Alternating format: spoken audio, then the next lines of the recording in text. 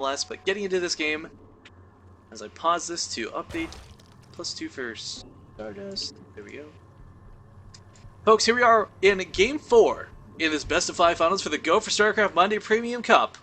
Of course, this is all brought to you in part by... Oh god, that sounds like a terrible sponsor pitch line. CMStorm is basically to sponsor this, guys. I think it's absolutely awesome that Cooler Master gets involved with these things. They sponsor a lot of really strong players, but they're also now getting their sort of beaks wet by putting money into the scene. So it's really nice that we have these extra cups. Because if you remember, the only Go for StarCrafts that would happen during the week were like one for just points, not even money, way back when. But now that they're putting €75 up every week, it's a lot of extra content for us StarCraft lovers. So much love to them for doing so. But proper introductions afoot. He is your red Zerg player. In the lower right corner of the map, it's Acer Nerchio. And his opponent in the upper left, playing blue once more, and for my insanity, it is none other than Stardust, who is not going to go for a Forge Fast Expand this time, it seems. I say this, of course, because the pylon has been placed at the back. Same with the gateway. So we'll see if he goes with actual aggression tied in with this. I imagine this is just going to be a gateway expand with the way Stardust plays. But if he can apply a little bit of pressure on Nerchio, he might be able to just poke him enough to really force a reaction that he's looking for. And whoa, I just glanced over to chat. What the hell kind of craziness are we talking about now, guys? I do hope, by the way, if you're watching this VOD either on Twitch or on YouTube, you will take the time to try and catch us live. We have a really interesting chat channel that right now is astounding me with its weirdness, but often it's just good, pure fun. So I do encourage you guys to come join in on the chat sometime. We do have a lot of fun interacting with our viewers, because it's part of what this is. It's a community channel, and without them, without you guys, we would not have anyone to broadcast to. And then, in what essence would we be broadcasting? But okay, Cybercore on the way. Gas on time. Nothing too weird. Stardust with a proxy pylon now to block the natural hatchery. But Nerchio's actually going for speed before an expansion here, and this is a little bit crazy to me. Because this is quite an investment. 6 lings on the way, and Stardust is going to be very happy that he opened with this gateway. So he's going to have units on the field. Will it be enough, though? 6 speedlings are going to be very difficult for Stardust to contend with, even if he has zealots on the field. Mothership Core is coming out. He can, of course, try and drone drill or probe drill or stack, however you want to phrase that. Oh no, Stardust, if he's going for a Nexus... Oh no, Stardust is going to go for a Nexus, and Nerchio is going for not exactly a Ling all-in, but a Ling rush, if you will. He didn't make like a 10 pool. This wasn't anything that's like, GG, you lose. But this has the potential to do damage. Once the speed comes out, Mothership Core, of course, can't keep up with it. They're going to chip away at the natural for the time being. And Stardust isn't even phased. Look at this. He's just going to throw a pylon down. He's okay. He's got the Mothership Core out. This was a wild play out of Nerchio, but he's got 8 more lings on the way, so it looks like he's going to follow this up with the Nerchio style all-in. I say this in the fact that he expands behind this. I actually had the pleasure of watching Nerchio ladder when HOTS came out, and he did a lot of this versus most races. And the ling flood that you do in the early game, it's hard to contend with this. As we see here, it's only a sentry that's actually going to get picked off. The Mothership, oh, a sick force field keeps the sentry alive a bit longer than it should, but coming up to the main, the Mothership Core is not in position. The probes, of course, can't run from speedlings. He is forced to stack. He's not using his chrono energy on anything right now. Chrono out more units, chrono out something. He's got 87 energy on the Nexus being wasted, I feel. Now, not to panic, he did kill 8 workers, Nerchio did, evening out this count. He also denied the Nexus. I don't know if that was cancel or pure denial. I think it was just a kill, as there's a lot more resources lost than should be out of Stardust. Oh wait, there we go, yeah. But that's a lot of workers killed. 9 workers killed in the early game, forcing out that photon overcharge. This is really nice because we see Nerchio now returning to droning. He's made another wave of lings, but that's going to be the last. He's going to return to droning because he knows he's got a bit of a lead going for him here. Stardust, though, with some really sick Sim City going on here, blocking off his mineral patch. He doesn't want to get caught out in the open. And of course, he's going to keep poking away here, but it's really scary. He can put a force field here. He can put a force field here.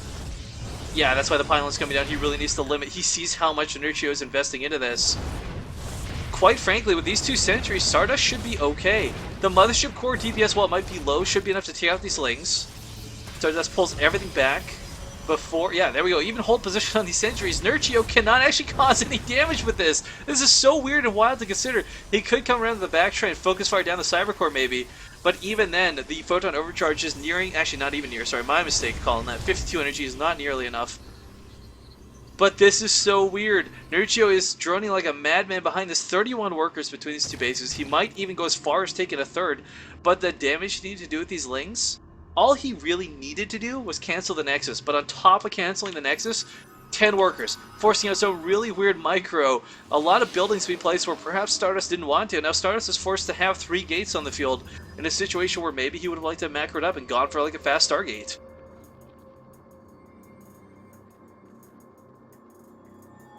Yeah, Nerchio definitely did a lot of really good damage there, and as he continues to drone, he's got a massive lead over Stardust. Stardust, of course, now starting to use that chrono energy. Does need to get a lot of workers on the field, and more importantly needs to establish a Nexus, but it's going to be very difficult to because he knows there's a lot of lings still roaming around the map, and he can't just fight them head on. Force fields are great, the Stalkers are here, but as we see, this probe, oh no, is going to get picked off. Again, another worker kill there. Stardust though on the other side of the field with the Mothership Core, he's doing scouting, and this is really important that he's doing this, because he has no idea what Nerchio has to follow this up with. The Mothership Core, of course, has the potential to poke. It can do a little bit of damage if he catches a drone in the middle of nowhere. But for the most part, Stardust needs to get in the main, and he needs... Actually, he did already get in the main, sorry, I guess I missed that. He saw the timing of the layer. He knew that he was not too far behind in tech, and he's got to get that Nexus up. Like, his clock is ticking.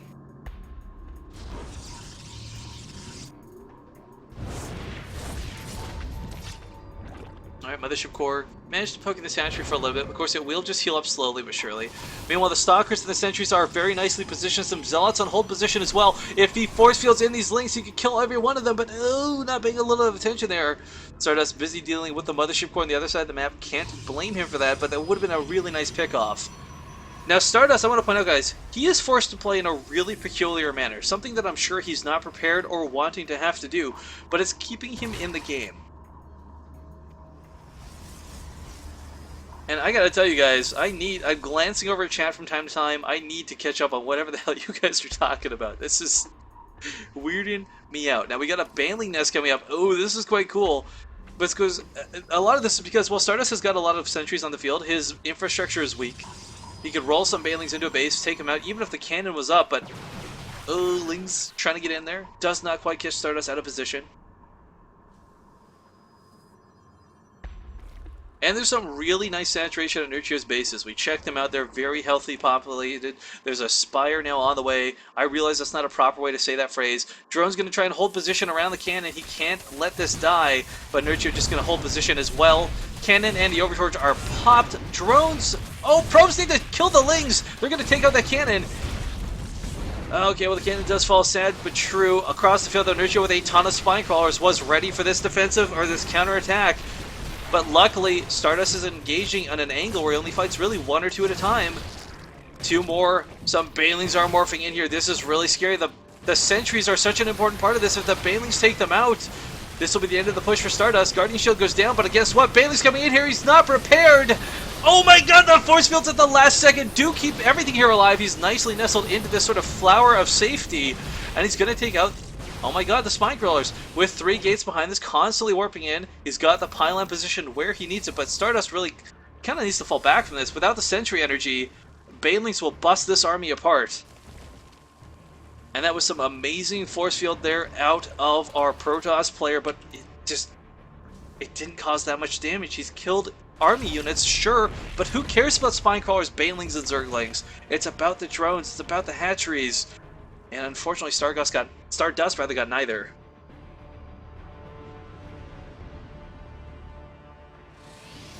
And Stardust, I don't know, he's in a, again, I can't stress this enough, he's starting to get to a position where he's comfortable. But look at the way he's continuing to build. He is so paranoid about future run-bys, and rightfully so, mind you, that he's forced to SimCity like crazy. I mean, typically, this doesn't really matter, because you'd have gateways scattered across the base anyways, but he needs to guard his mineral lines, and that's what's making this so...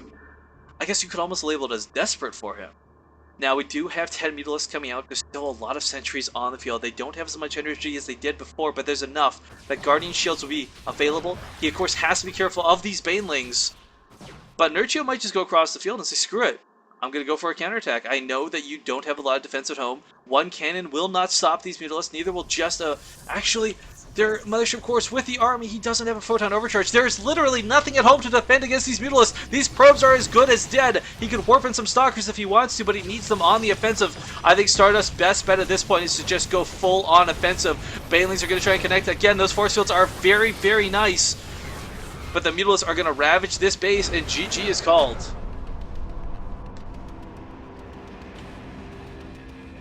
And that's going to bring us up to games. Games are tied 2-2. We're going to go to the ace match, guys. Game 5. I always love when we go to the full way. The 5 matches will be played out, and one of these players will be your winner of the day.